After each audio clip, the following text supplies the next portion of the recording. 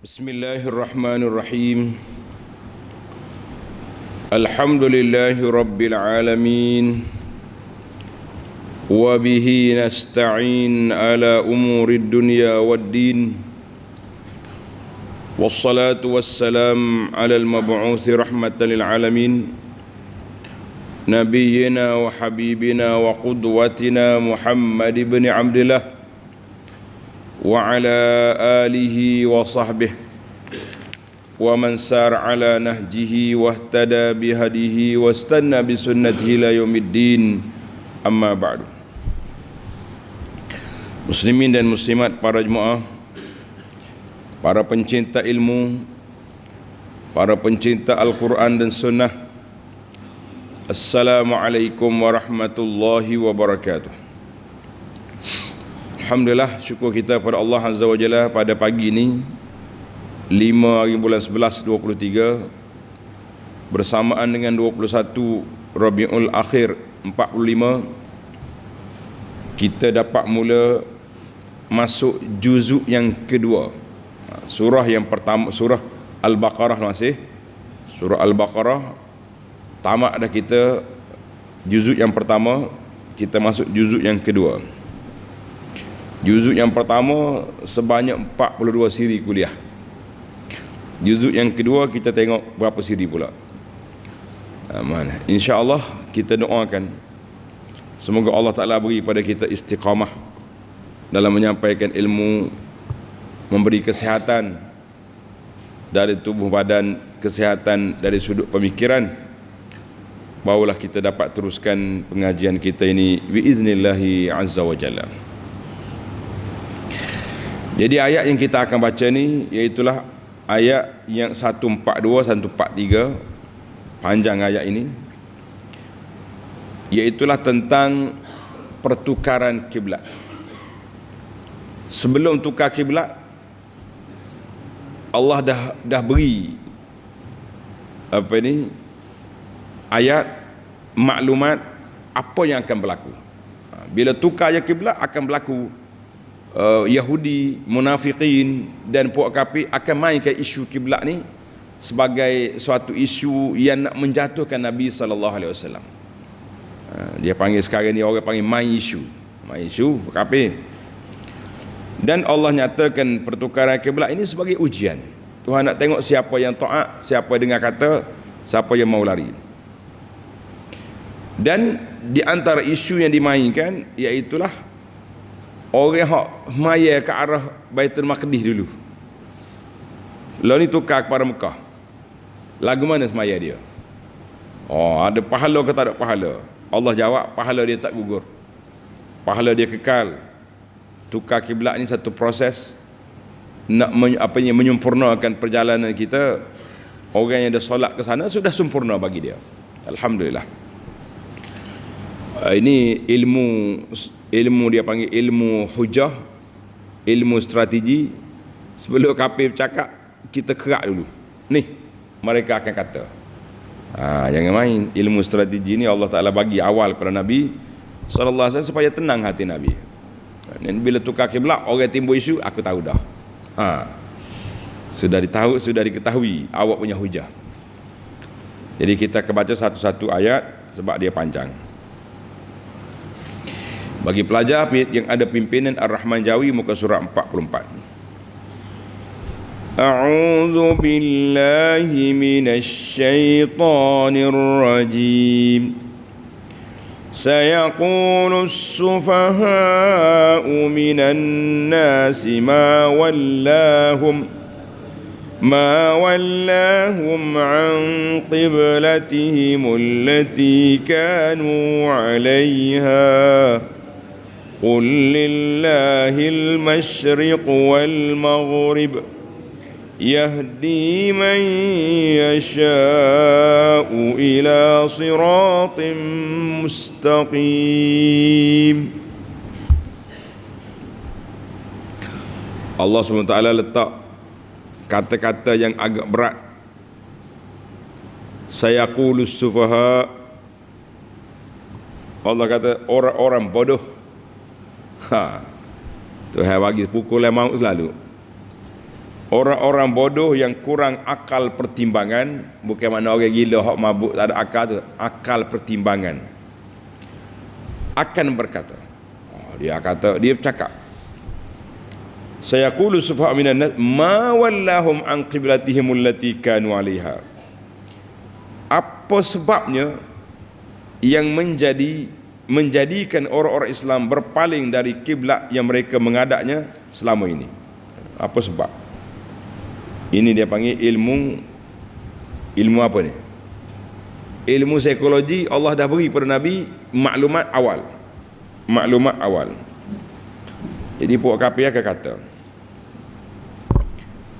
tengok nota di bawah 53, orang-orang bodoh yang kurang akal pertimbangan, maksudnya golongan Yahudi dan lain-lain golongan kafir dan munafik di Madinah. Sebab pertukaran kiblat ni berlaku di Madinah. Yang tidak dapat memahami tujuan peralihan kiblat dari Baitul Maqdis ke Kaabah, mereka pada ketika itu telah mengambil kesempatan mengejek-ngejek orang Islam berkiblat ke Baitullah. Jadi dia orang panggil main isu. Munasabatul ayah lima qablaha. Apa munasabah ayat ini dengan ayat sebelumnya? Lamma takarrara fil ayatis sabiqah, dalam ayat-ayat yang lepas Allah Ta'ala ulang banyak kali tentang ajaran, pegangan dakwah Nabi Ibrahim alaihi wa ala nabiyyina salatu wassalam. Dan Allah juga beri amaran, siapa dia tak suka dengan agama Ibrahim, faqad safiha nafsah, dia telah membodohkan dirinya sendiri. Nak kenal orang bodoh, orang lari daripada agama yang dibawa oleh Ibrahim. Kemudian tiba-tiba tukar kiblat. Tukar kiblat. Apa ni? Siapa di Madinah? Nabi kita menghadap ke arah Baitul Maqdis. Jadi puak kafir guna isu ma walla Muhammad. Apa Muhammad ni? Tinggal ada kiblat dia, tinggal ada kiblat Nabi Ibrahim. Dan tapi dia guna kiblat Yahudi, kiblat Bani Israel menghadap ke Baitul Maqdis. Maknanya kiblat mengikut kami, agama kamu tak ikut. Gegelah. Kata orang gegak gempita lah Yahudi, puak-puak Yahudi dengan munafikin duk main isu di Madinah, puak-puak bodoh ni. Tinggal kiblat Ibrahim, pergi ambil kiblat Baitul Maqdis. Jadi Allah SWT tahu mereka akan kata benda ni, maka turun ayat Quran awal-awal lagi. Turun ayat Quran ni awal-awal lagi. Baik, Allah suruh Nabi jawab, qul lillahil masyriq wal maghrib, katakanlah wahai Muhammad sallallahu alaihi wasallam, timur dan barat adalah kepunyaan Allah. Maka ke pihak mana saja kita diarahkan Allah menghadapnya, wajiblah kita mematuhinya. Tak usah duduk pelik lah. Timur dengan barat ni Allah Ta'ala yang hantar mari. Yahdi man yasha'u ila siratal mustaqim, Allah yang memberikan petunjuk hidayahnya kepada siapa yang dikehendakinya ke jalan yang lurus. Jadi puak kafir ni puak-puak hak tak reti, orang panggil kerah kepala. Tengok sabab nuzul. Sabab nuzul ni, kenapa turun ayat ini, panggil sabab nuzul, kenapa turunnya ayat ini.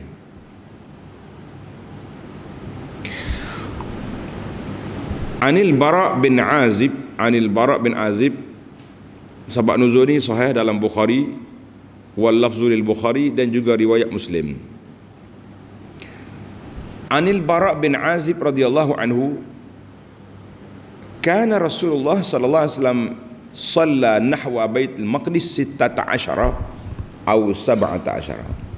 Nabi kita menghadap bila sampai Madinah, dia menghadap ke Baitul Maqdis 16 atau 17 bulan. Maknanya kira, kalau kita kira tak cukup bulan agak 16, kalau kita ambil semua bulan 17 jadi. Maka sedangkan Rasulullah sallallahu alaihi wasallam yuhibbu, suka kekal kiblat dia asal menghadap ke Kaabah. Tapi oleh kerana gini, Mekah, Madinah, Baitul Maqdis. Mana kalau duduk Madinah ni tengah, maka duduk Madinah ni, Mekah di sini. Macam mana kita nak ngadak Mekah? Kalau duduk di Mekah, tak ada masalah. Kalau kena mengadap Baitul Maqdis pun, sebab Kaabah sini, kita sini, Baitul Maqdis sini, dia boleh duduk alih ni, ngadak je dua-dua. Bila sampai Madinah, tak boleh dah. Sebab Kaabah di belakang, Baitul Maqdis di depan.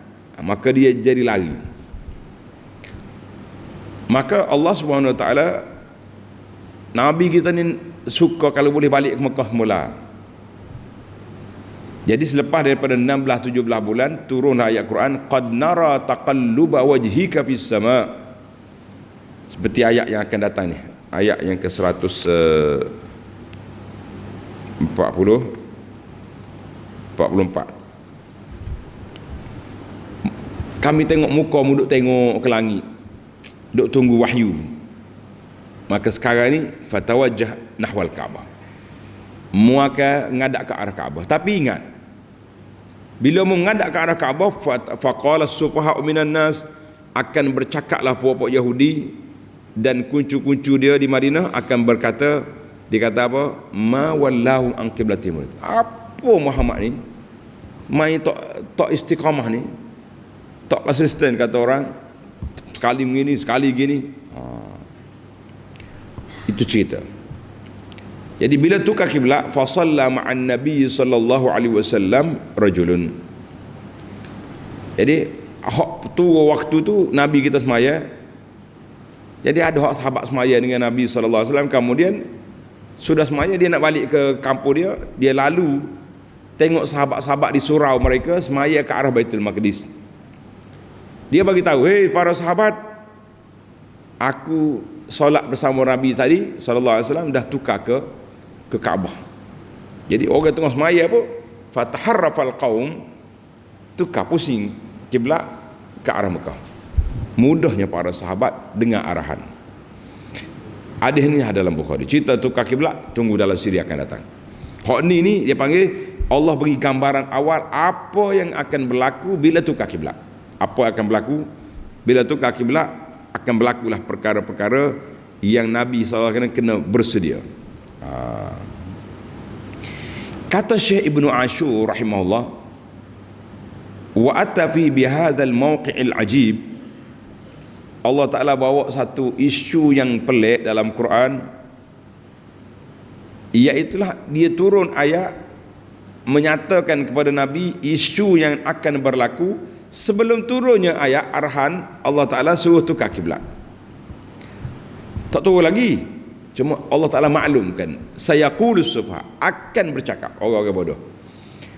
Jadi supaya Nabi SAW bersedia untuk menghadapi cabaran yang akan dicabar oleh puak-puak kafir Yahudi dengan geng-geng dia. Jangan takut Muhammad, ni ya hujah dia. Jadi siap hujah. Bila tukar kiblat, mereka bercakap, Nabi katalah, qul lillahil masyriq wal maghrib, hak tu have belaka timur dengan barat, aku ikut arahan je. Baik, tengok ulama tafsir dalam ayat ni kata apa? Sayaqulus sufaha ay sayatasaalul juhal wa khifafil uqul minan nas. Selakin akan tertanya-tanyalah puak-puak jahil dan orang-orang akal yang kurang waras, iaitulah Yahudi, puak-puak munafik, puak-puak kafir, akan bertanya-tanya orang muslimin mu'taridin, nak lawan, bihiratin wartiab, dengan rasa ragu, rasa pelik. Apa sebablah Muhammad ni tukar pula kiblat? Baru ni tu sekali dengan kita ke Baitul Maqdis, walaupun dia tak terima agama kita, ni tukar pula dah. Ni agama apa macam ni? Agama tak, orang panggil tidak tetap pendirian. Sedap selalu orang panggil boleh isu. Maka Allah hajar kepada Nabi SAW, qul lillahil masyriq wal maghrib, qul ya Muhammad sallallahu alaihi haula'il mutasailin lillahi ta'ala wahdahu duna ghairihi. Allah Ta'ala lah memiliki dunia ini, bukan orang lain. Di timur ke, di barat ke, utara ke, selatan ke, hak Tuhan belakang. Fa kullul jihati makhluqatun, semua sudut makhluk Allah, wa mamlukatun lahu, dan milik Allah Ta'ala.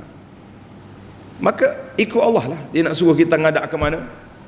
Mungkin tahu ni ke arah Mekah, tahu rupanya ke arah lain pula, itu kuasa Allah. Mengapa pertikai? Apa awak sibuk? Gitulah kita kata, apa awak sibuk? Ini kuasa Allah. Maka Allah kata, yahdi man yasha'u ila siratim mustaqim. Allah Ta'ala beri petunjuk pada siapa yang dikehendaki. Inna Allah Ta'ala yurshidu wa yuwaffiq. Allah Ta'ala beri petunjuk, beri hidayah, beri taufik dengan hikmahnya kepada siapa hamba-hambanya yang dikehendaki dari kalangan makhluknya ke jalan yang benar. Allah Ta'ala tunjuk orang mukmin balik semula kepada kiblat Nabi Ibrahim AS yang mereka tinggalkan, ramai di kalangan mereka yang tinggal. Jadi para jemaah sekalian, itu di antara hikmah. Apakah hikmah Nabi kita diarah oleh Allah Ta'ala ke Baitul Maqdis sekejap? Sebab dalam buku ni buku Madinah yang saya usaha ni, ada satu bab, dalam bab Masjid Qiblataini. Tuan-tuan yang ada buku ni boleh buka tengok bab Masjid Qiblataini, masjid dua kiblat. Yang sekarang ni ada, masjid ni ada duduk di kampung Diyar Bani Salamah.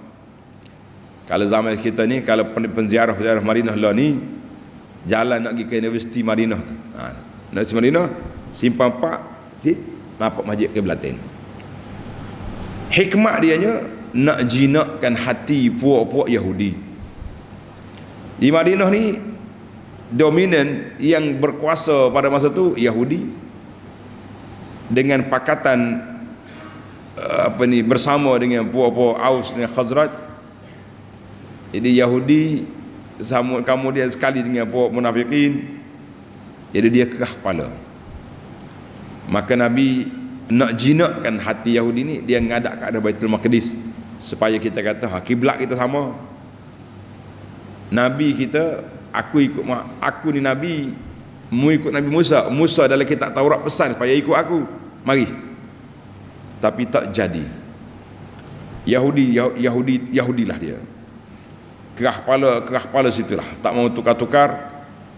Maka Nabi SAW mengharapkan Allah Ta'ala bagi dia balik semula ke ke Kaabah. Sebab mereka cukup dah masa 16 bulan, 17 bulan, maknanya setahun lebih, hampir setahun setengah di Madinah. Nampaknya kata orang air masih lagi deras, Yahudi tetap dengan kerah kepala dia, jadi tak sudut layan. Ini dia, ini hikmah.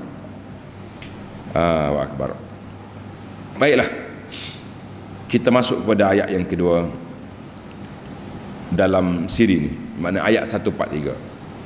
Wa kadzalika ja'alnakum ummatan wasatan litakunu syuhada'a 'alan nas wa yakuna ar-rasulu 'alaykum shahida wa ma ja'alna al-qiblata allati kunta 'alayha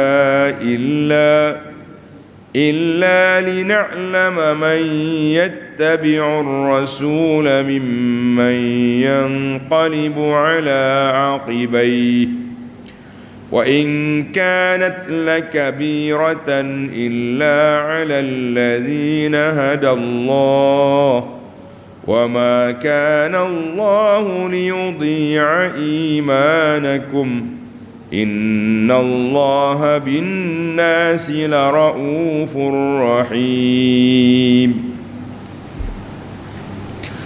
Dan demikianlah sebagaimana kami telah memimpin kamu ke jalan yang lurus, kami jadikan kamu wahai umat Muhammad sallallahu alaihi wasallam suatu umat yang pilihan lagi adil.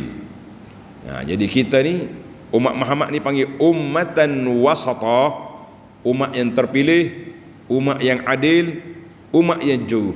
Allahu Akbar. Apa dia umat yang adil? Tengok nota di bawah. Umat Islam dijadikan oleh Allah Ta'ala sebagai ummatan wasata, umat yang adil, bermakna umat pilihan lagi adil, dan juga bermakna umat yang pertengahan, iaitulah pertengahan segala pembawaan, tidak melampau dan tidak keterlaluan dalam menganut kepercayaan. Demikian juga akhlak dan amalannya, segala-galanya berkeadaan di tengah-tengah, sama-sama dipandang, dipelajari dan diusahakan meliputi soal-soal dunia dan akhirat. Tiap-tiap orang yang berdiri di tengah-tengah dengan mengambil tahu secara mendalam dan memandang berat pada perkara-perkara yang berlaku di sekelilingnya, maka pertimbangan serta pengetahuannya mengenai baik buruknya perkara-perkara itu adalah adil, benar dan sahih. Dengan demikian, layaklah ia memberi keterangan kepada orang-orang yang keadaannya tidak seperti dia. Jadi umat Muhammad ni umat yang pertengahan, maknanya di luar tengah. Yahudi melampau, pergi kata ke Tuhan macam-macam. Nasara melampau, pergi rekod ibadat yang tidak dianjurkan. Jadi kita ni duduk tengah, la kita wala kita. Kita beriman kepada Allah, kita kata Isa abdullahi wa rasuluh. Isa hamba Allah dan Rasulnya. Puak ni Yahudi kata Isa anak tak ada pak, Nasara Isa anak Tuhan. Itu semua dah melampau belaka. Kita abdullahi wa rasuluh, itu yang tepat. Mana kita duduk di landasan yang benar, landasan yang tepat. Tengok balik terjemahan ayat. Jadi Allah jadikan kita ummatan wasata, umat pilihan lagi adil, supaya kamu layak menjadi orang yang memberi keterangan kepada umat manusia tentang yang benar dan yang salah. Jadi di akhirat esok kita akan jadi saksi pada semua umat terdahulu. Dan Rasulullah sallallahu alaihi wasallam pula akan menjadi orang yang menerangkan kebenaran perbuatan kamu. Sebenarnya kiblat kamu ialah Kaabah, dan tiadalah kami jadikan kiblat yang kau menghadapnya dahulu itu, wahai Muhammad sallallahu alaihi wasallam, melainkan untuk menjadi ujian. Ni lina'lama man yattabi'ur rasul, ujian bagi melahirkan pengetahuan kami tentang siapakah yang benar-benar mengikut Rasul serta membenarkannya, dan siapa pula yang berpaling tadah berbalik pada kekufuran. Jadi ada orang tak setuju dengan Nabi tukar kiblat, lari pula ikut Yahudi. Tak apa, yang penting ini batu ujian. Dan sesungguhnya soal peralihan arah kiblat itu adalah amat berat untuk diterima, kecuali kepada orang-orang yang telah diberikan Allah petunjuk hidayah. Dan Allah tidak akan menghilangkan bukti iman kamu. Ini isu dia main ni. Isu puak kafir, dia kata sekali Mekah, sekali Baitul Maqdis ni, habis hak solat Baitul Maqdis dulu, macam mana solat dia? Dia main isu. Maka Allah kata, innallaha ma kana Allah liyudhi'a imanakum. Iman makna solat kamu dulu, tak ada masalah, sempurna, komplit, pahala dia sudah cukup. Tengok nota di bawah. Nota 55, maksudnya Allah tidak akan menghilangkan pahala sembahyang yang telah dikerjakan oleh orang-orang Islam sebelum peralihan kiblat itu. Ini ialah untuk menjawab kemuskilan sahabat-sahabat Nabi yang bertanyakan tentang sembahyang yang telah dikerjakan dalam masa mereka berkiblat Baitul Maqdis. Bahkan ada yang meninggal, ada sahabat yang sudah mati. Hak mati menghadap Baitul Maqdis itu lagu mana? Allah kata, tak sedap mikir lah. Isu kecil itu aku terima belakang dah, selesai masalah. Innallaha bin-nasi laraufur rahim. Sesungguhnya Allah amat melimpah belas kasihan dan rahmatnya kepada orang yang beriman. Itu terjemahan ayat. Sekarang kita akan masuk kepada huraian ayat. Panjang sikit ni, berhati-hati tuan-tuan. Yang pertama, wa kadzalika ja'alnakum ummatan wasata, ay mislu hadzal ja'li allazi ja'alna lakum. Apa yang kami pilih kamu ni tukar kepada afdalul qiblah, kiblat yang paling afdal, masjid yang paling afdal. Solat di Mekah 100,000, solat Baitul Maqdis 500 je, 500. Maka Allah pilih yang terbesar. Dan kami jadikan kamu pula khairul umam, umat yang terbaik, umat yang adil, umat yang pertengahan di antara melampau dengan cuai, di antara ghulu, Ghulu ni orang panggil wal jafa. Ghulu terlalu sangat, wal jafa terlalu keras. Maknanya dua-dua ni salah berlaku. Contoh tadilah, ghulu melampau, Isa Yahudi Nasara kata anak Tuhan. Jafa orang panggil keras sangat, dia kata bukan anak Tuhan tu, anak tak ada ayah, anak zina. Jadi dua-dua tu salah belaka. Yang betulnya Abdullahi wa Rasuluh. Allahu Akbar. Hadis an Muawiyah bin Haidah. Muawiyah bin Haidah, ha ya da ta, Al-Qushairi radhiyallahu anhu, sabda Nabi sallallahu alaihi wasallam, antum tufuna sab'ina ummatan, kamu telah menyempurnakan 70 umat. Antum khairuha, kamu yang terbaik. Wa akramuha 'ala Allah, yang paling mulia di sisi Allah Taala, umat Nabi Muhammad sallallahu alaihi wasallam.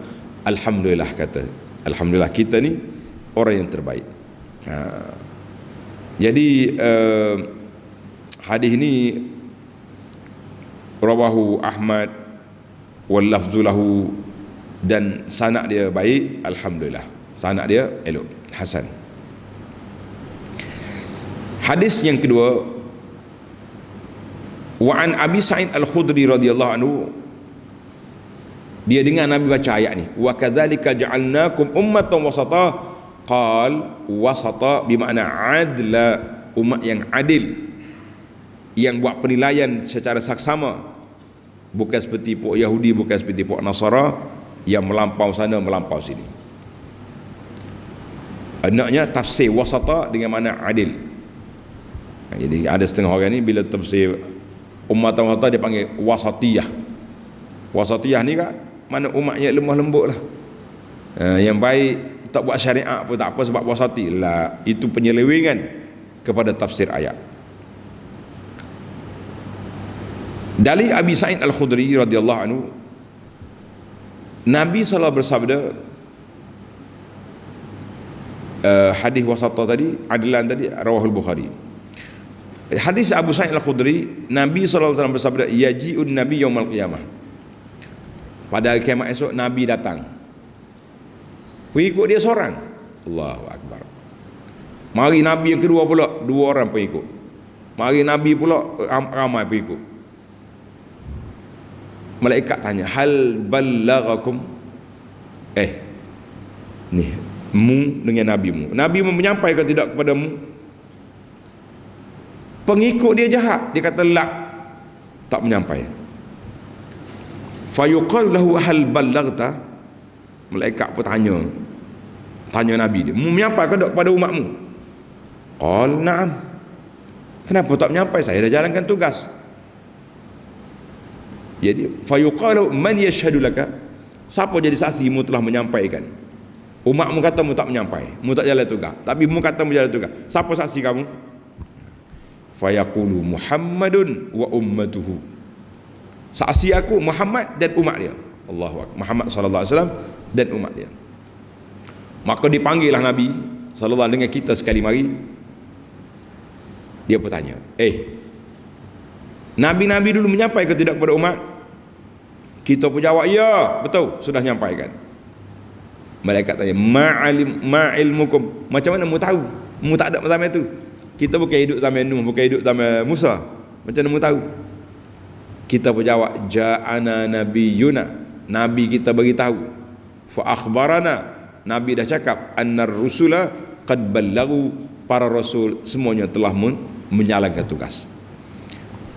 Maka inilah maksud ayat, wa kadzalika ja'alnakum ummatan wasata, demikianlah kami jadikan kamu umat yang terbaik, umat yang pertengahan, umat yang adil, litakunu syuhada 'alan nas, supaya kamu menjadi saksi pada manusia di akhirat, wa yakunur rasulu 'alaikum syahida, rasul yang menjadi saksi kepada kita. Ini hadis ini rawahu Ibnu Majah wa Ahmad wal lafzu li Ahmad wan Nasa'i dengan sanad yang sahih. Alhamdulillah. Ini tugas kita besar di akhirat esok. Litakunu syuhada 'alan nas, supaya kamu jadi saksi ke atas manusia. Ai ja'alallahu ta'ala hadhil ummatal muhammadiyah, Allah Ta'ala jadikan kamu ni umat Nabi, umat Muhammad sallallahu alaihi wasallam sebaik-baik umat, seadik-adik umat. Tugas kitanya nak jadi saksi di akhirat esok kepada rasul-rasul yang lain. Besar tu, besar ke tidak? Besar sangat-sangat. Banyak lagi lah hadis. Ayat ini litakunu syuhada 'alan nas, ayat ini ditafsirkan juga dengan ayat tanda. Ditafsir dengan ayat suratul Hajj. Suratul Hajj ayat 78. Huwa sabakum wa ma ja'ala 'alaikum fid dini min haraj millata abikum Ibrahim ila akhiril ayat. Kemudian panjang lagi lah beberapa hadis lagi yang menunjukkan bahawa kita ni akan dipersoalkan oleh Allah Azza wa Jalla, dipersoalkan oleh Allah bahawa kita ni akan jadi saksi di hadapan Allah Azza wa Jalla kepada Nabi yang terdahulu. Allahu Akbar. Besar ke tak besar tugas kita? Besar. Jangan kata tak besar. Kenapa tidak besar? Kita akan jadi saksi pada orang. Saksi pula saksi yang dipercayai, yang diyakini. Yang tak tahu hari ini saksi palsu. Baik. Wa yakuna rasulu alaikum syahida. Nabi pula menyaksikan ke atas kita bahawa kita ni layak untuk menjadi saksi kepada umat terdahulu. Baik, kita balik kepada kiblat. Wa ma ja'alna al-qiblata allati kunta 'alaiha illa lina'lama man yattabi'ur rasula mimman yanqalibu 'ala aqibaihi. Allah kata apa? Innama syara'na laka, kami syariatkan kepada kamu hai Muhammad sallallahu alaihi wasallam supaya menghadap ke Baitul Maqdis mula-mula sampai Madinah. Kemudian sudah 16 bulan lebih kami palingkan pula kamu ke arah Kaabah. Apa tujuan? Tujuannya imtihanan. Allah Ta'ala nak uji, nak tengok siapa yang patuh, siapa yang akur, siapa yang taat, siapa yang lari, siapa yang buat provokasi. Ini tujuan. Jadi Allah Ta'ala nak uji. Jadi alhamdulillah sahabat-sahabat Nabi yang setia solid 100%. Tukar kiblat walaupun tengah solat.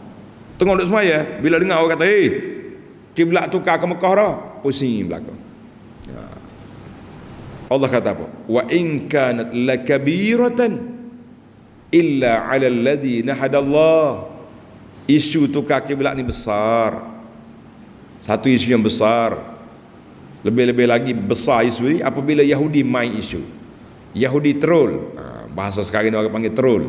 Bila Yahudi troll, kita nak jawab lagu mana? Maka Allah kata besar isu ni, besar bagi orang mukmin nak tukar benda yang sudah biasa, kecuali dengan Allah Ta'ala bagi petunjuk, bagi hidayah, maka jadi mudah. Sahabat Nabi ikut 100%. Dengar kisah. Kisah ni ada dalam buku Madinah ni. Tuan-tuan buka buku Madinah. Mana ada buku di Madinah di rumah tu, buka tengok. Muka surat dia tengok bab Masjid Qiblatain. An Abdullah bin Umar radhiyallahu anhuma qala bainan nasu bi Quba fi salati subhi.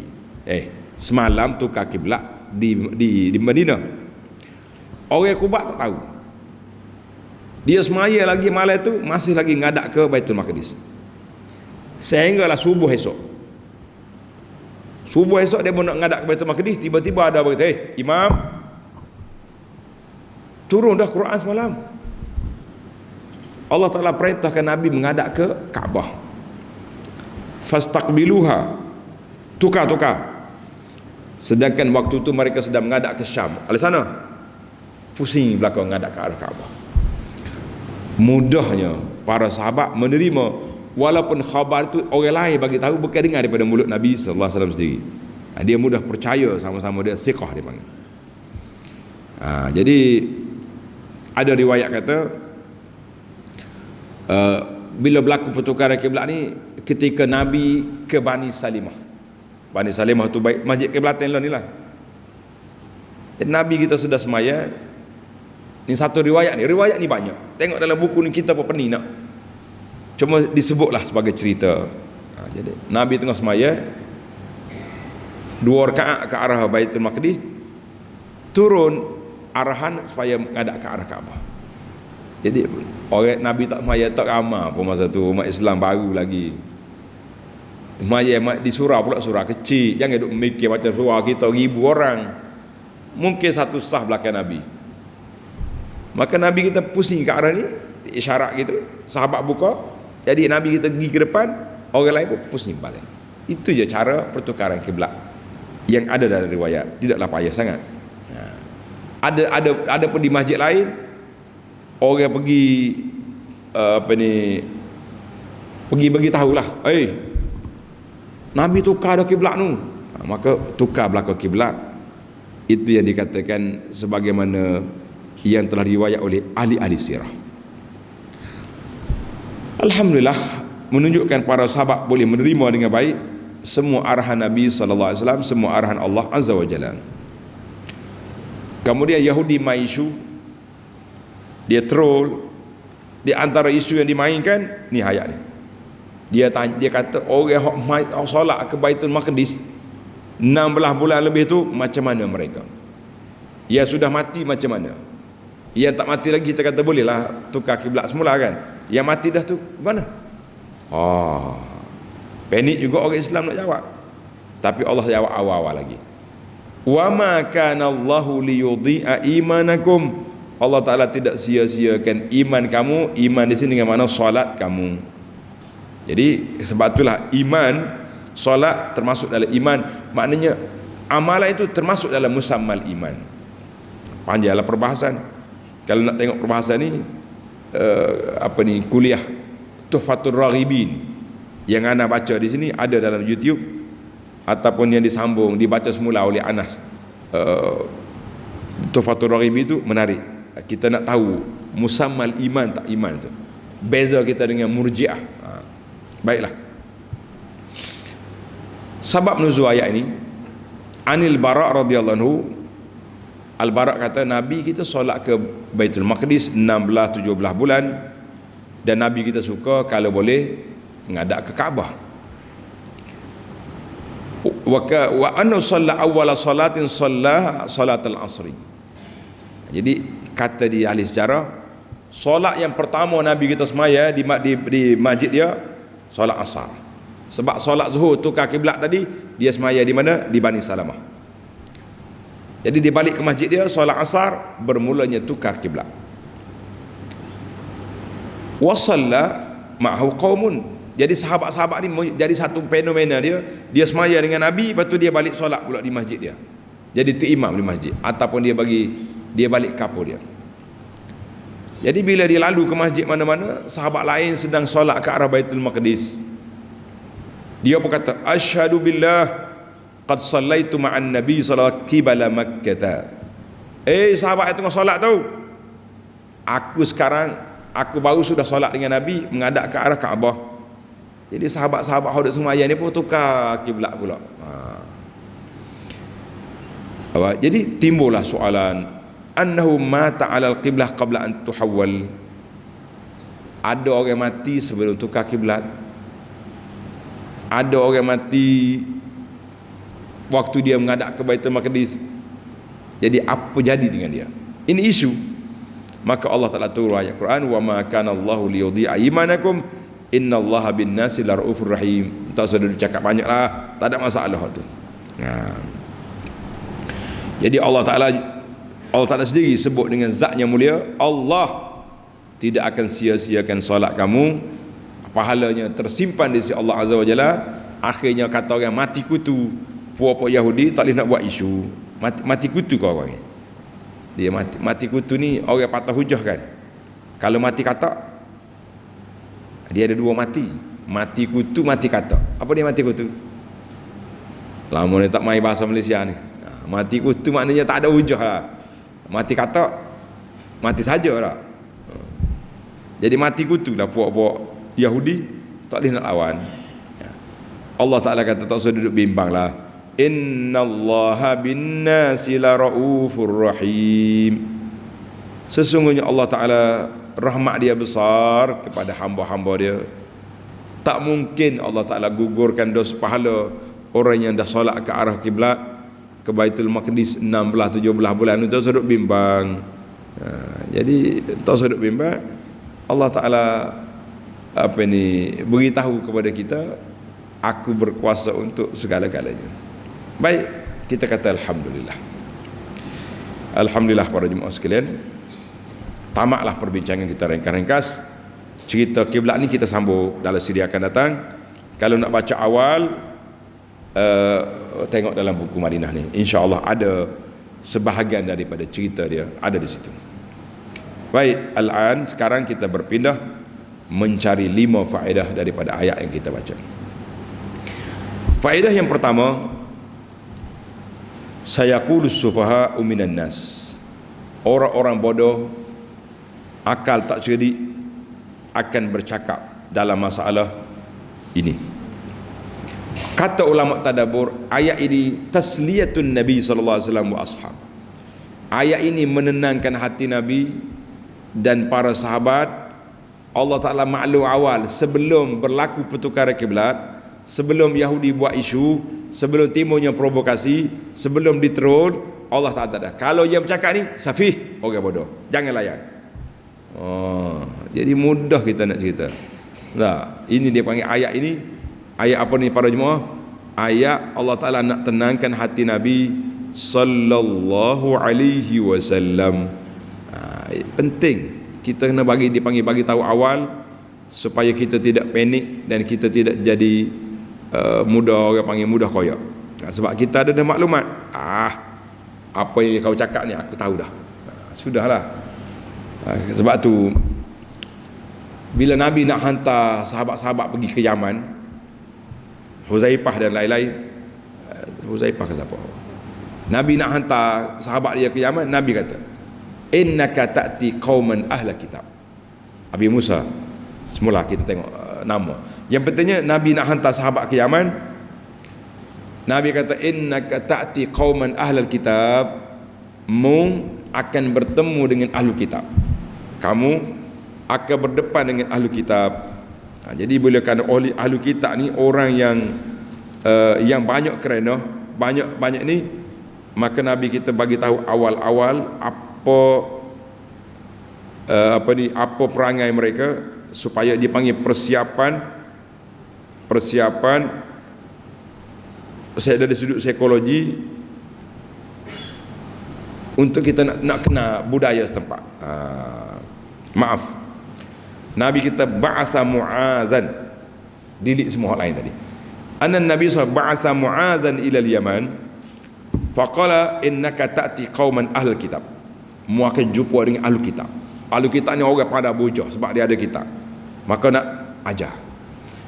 Hadis ni dalam Ibnu Majah dan lain-lain. Jadi kata ulama, kita maklum awal bila kita nak pergi mana-mana tempat, kita kena baca dulu suasana, budaya, geografi kawasan itu, barulah kita sampai, kita tak panik. Alhamdulillah kalau anak nak pergi melawat mana-mana tempat, anak akan baca dulu tempat tu. Kita nak pergi Turki, kita baca di Turki. Kita nak pergi sini, baca sini. Nak pergi Jepun, baca. Supaya kita tahu ini budaya dia. Kalau ni budak-budak ni baca juga, dia cari tempat makan sedap mana. Tu ya dia. Mana tempat waira, aku nak makan. Baru ni kita pergi ke bawa ustaz-ustaz ni melawak ni di ke sebelah Fatani. Siapa kahaknya bawa pergi. Nak ustaz kita ni buka minda tengok. Tak, kita kena tengok apa masjid sejarah sini. Masjid ni baru kita tahu maklumat. Hak cara buat makan tu jumpa carilah buat makan tu sodok bimbang. Jadi betul kita kena belajar budaya. Maka Nabi SAW bila Allah Taala beri maklumat, dia tak akan jadi panik bila diserang. Ini penting. Baik. Yang kedua, isu yang kedua masih lagi ayat yang sama, sayaqulus sufaha, orang-orang bodoh yang berkata al-ikhbaru biqaulihim qabla wuqu'ihi. Allah Ta'ala beri khabar sebelum berlakunya peristiwa ini. Faedah dia tautinun nafsi, nak tenangkan hati, dan juga kita kena buat persiapan awal apabila diserang. Ni hujah. Dia lebih kurang ya yang pertama, yang kedua. Cuma yang pertama tadi fokus dia kepada tasliyatun Nabi, nak menenangkan hati Nabi. Isu yang kedua ni isu pentingnya maklumat awal. Hadis Mu'adz tadi nak masuk sini boleh, nak masuk nombor 1 boleh. Pentingnya maklumat awal supaya kita tidak diserang secara mengejut, sebab kita sudah ada persiapan, untuk menjawab hujah-hujah yang akan dikemukakan oleh penentang-penentang atau musuh-musuh kita. Jadi yang kedua juga, saya qulu sufah ini iaitulah isbatu ilmillah, nak mengisbatkan ilmu Allah apa yang akan berlaku. Maknanya Tuhan tahu berlaku benda yang sudah berlaku, yang sedang berlaku, yang akan berlaku. Dan memang berlakulah apa yang disebut oleh Allah Azza wa Jalla. Maka berkata sungguhlah puak-puak bodoh-bodoh tu mari duduk sengih-sengih terhegeh-hegeh, mari nak lawan Nabi sallallahu alaihi wasallam, kita kata buat malu muka ya. Aku tahu dah apa yang kamu nak cakap. Ini dua. Yang pertama tasliyah, yang kedua dia panggil isti'dad, persiapan untuk hujah lawan hujah. Yang ketiga, faedah yang ketiga, wa ma ja'alna al-qiblata allati kunta 'alaiha illa lina'lama man yattabi'ur rasul. Allah kata aku tak tukar kiblat ni kecuali aku nak uji siapa yang betul-betul ikut Rasul, siapa yang akan lari ikut Yahudi, berpaling tak dah. Maka Allah Subhanahu wa taala uji hamba-hamba dia dengan hukum hakam. Dia panggil nasikh wa mansukh. Mula-mula gini, lepas tu tukar gini. Itu dia panggil ujian. Allah Ta'ala adanya nasikh, adanya mansukh. Jadi orang beriman dia terima semua apa yang diputuskan oleh Allah Azza wa Jalla, jangan lari. Contohnya ada isu ni, Allah Ta'ala uji dengan menghadap ke arah Baitul Maqdis selama 16 bulan lebih. Sebelumnya bertukar menghadap ke arah Kaabah. Liyukhallisa nufusal muslimin rawasibil jahiliyah. Jadi orang Islam, orang Mekah sebati dalam jiwa dia menghormati Kaabah. Sekarang ni kamu muhajirin mu duduk Madinah mu kena ngadak ke Baitul Maqdis. Jadi hak dalam kepala dia duk mikir dulu, duk ngadak ke Kaabah, mai Kaabah ni sekurang-kurangnya ada ujian kepada mereka. Ngadak Baitul Maqdis pula macam mana gini? Tapi bagi orang yang Muslim, mereka tetap akur, patuh, istislam, tunduk kepada arahan Allah Azza wa Jalla. Tak payah mikir banyak. Tak payah duk mikir banyak. Inilah yang dikatakan ikhtisasu at-tamayyuz. Comelnya, hebatnya umat Muhammad SAW, umat yang akur dan patuh. Tak macam umat Yahudi, Bani Israel, umat yang keluk-kelek. Orang rakyat jangan takat ikan hari Sabtu, dia kali lubai hari Jumaat. Hari Ahad baru dia timba. Semua tu permainan. Umat Muhammad lah. Ini kelebihan umat kita, ummatan wasata, umat yang terbaik sebab umat yang akur dan patuh. Isu yang keempat, Allah kata apa? Mimman yanqalibu ala aqibai, wa innaha lakabiratun wa in kanat lakabiratan illa 'alal ladzina hadallah. Mana Allah Ta'ala beritahu kepada kita bahawa nak laksanakan undang-undang Islam ini, ada orang yang terasa berat, dia akan lari. Tetapi Allah kata apa? Kecil, simple, mudah, segala arahan Allah Ta'ala diterima, segala arahan Nabi SAW diterima. Sebagai siapa? Alal ladzina hadallah, orang yang telah diberi hidayah, petunjuk oleh Allah Azza wa Jalla. Kita banyak kali berbincang, sering kali bercakap. Banyak kali dah kita sering kali kita bercakap, iaitulah tentang nak berubah. Bukan senang nak ubah orang. Ada orang bertahun-tahun belajar, tak boleh nak ubah perangai lama dia. Suka berkelahi, suka balah, kuat mengaji, kuat selawat, isap rokok tak berhenti-henti. Ada ke tak ada? Tak. Piuh cotik atas kepala, rokok sepam mulut. Suskar. Payah kita nak buat. Illa 'alal ladzina hadallah. Tuhan bagi petunjuk. Dengar sekali rokok haram, tak campur, tak tengok-tengok sampai ke hari, sampai ke mati. Dengar sekali ya kita kata tutup aurat boleh-boleh. Lah ni bab tutup aurat ni gak mengaji tu gak belajar tu gak. Semua kita orang Islam tahu tutup aurat tu wajib. Tapi gak ada main sepan situ dah. Allahu akbar. Payah. Nak lekat kalau hak pakai tutup aurat molek dia pun lengan pula tak pakai setongan. Stokin pula tidak ada. Hei, Allah Taala bagi hidayah kepada siapa dia kehendaki. Tenanglah hati kita. Kalau keluarga kita sendiri dapat hidayah Allah, keluarga kita dapat hidayah, kita mengatakan tenangnya hati kita. Sebab apa? Sebab kita lah menjadi umat yang terpilih di kalangan orang-orang yang dipilih oleh Allah Azza wa Jalla. Baiklah, yang terakhir, banyak ni faedah kali ni kan? Tapi kita ambil ringkas-ringkas. Faedah yang kelima dah kita. Yang kelima, yang terakhir, Allah SWT sebut wa ma kana Allahu liyudhi'a imanakum.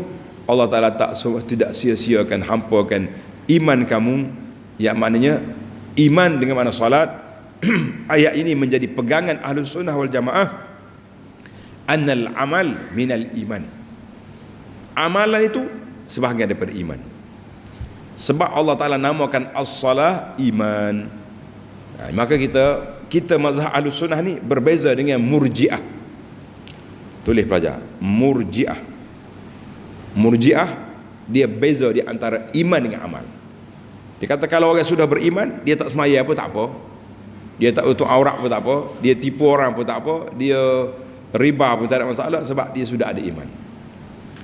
Itu Murji'ah. Sebab bagi dia iman lain, amal lain. Ghulat Murji'ah, pelampau Murji'ah, dia kata siapa dia mengucap 2 kalimah syahadah, iman dia setara dengan malaikat, setara dengan Abu Bakar, dengan Umar, walaupun dia tak salat. Lah, ini ajaran sesat. Tuan-tuan ikut balik kuliah kita, kitab Tuhfatur Raghibin. Kitab tu penting nak memahami Murji'ah ni. Murji'ah. Maka bagi kita Ahlus Sunnah, al-amalu minal iman. Amalan itu beriman. Sebab itulah dia kata iman itu 3. Yang pertama kata dengan lidah, kata dengan mulut. Yang kedua tasdid dengan hati. Yang ketiga amal dengan anggota. Kalau orang ni ada iman, dia mengaku iman, dia mengucap 2 kalimah syahadah. Kalau ada majlis tahlil, dia gia 5 mengatik la ilaha illallah, tapi semayanya tak.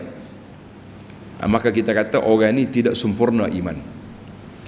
Pasal itulah dalam hadis, dalam apa ni, Ahlus Sunnah mengatakan al-imanu yazidu wa yanqus. Pegangan Ahlus Sunnah, iman tu pasang surut, naik turun. Iman kuat bila kita beribadat banyak, iman lemah bila kita malas. Jadi insya-Allah ayat Quran ni sangat besar untuk ditadabbur dan diperhatikan. Cuma kita dapat 5 dulu pagi ni. Insya-Allah kita sambung lagi dalam siri yang akan datang. Ayat qad nara taqalluba wajhika fis sama sampai ke ayat 144 145. Boleh jadi 2 ayat juga ataupun lebih, sebab kita tak mau panjang masa. Kita hurai sikit. Ini pun pendek ni. Kalau nak tafsir panjang sungguh 3 jam tak habis ayat ni. Tapi anda ambil ringkas-ringkas. Kata orang daripada tak dengar, baik dengar. Baik daripada kita dengar, kita boleh faham insya-Allah. Subhanakallahumma wa bihamdika asyhadu an la ilaha illa anta astaghfiruka wa atubu ilaik. Wa sallallahu ala nabiyyina Muhammadin wa ala alihi wa sahbihi ajma'in walhamdulillahi rabbil alamin. Wassalamualaikum warahmatullahi wabarakatuh.